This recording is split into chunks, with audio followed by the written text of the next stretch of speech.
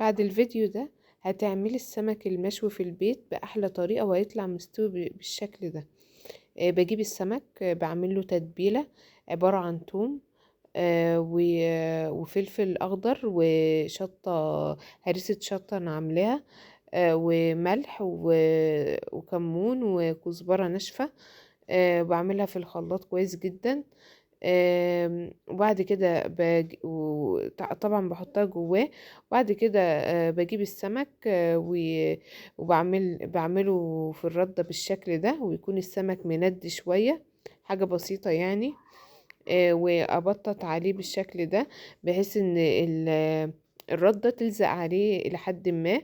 بكون معايا صينية ألمونيا، وبحط عليها السمك وبرصه، وبدخله الفرن على الأرضية لمدة نص ساعة. ولو ما خدش وش من فوق بحطه تحت الشواية حوالي 5 دقايق أو 10 دقايق. بجهز بقى كوباية مية دافية، بحط عليها معلقة من الخلطة وجزر مبشور وكزبرة متقطعة لو موجود، وبرشها على وش السمك، بتطريه جدا وبيطلع بالشكل ده. وألف هنا.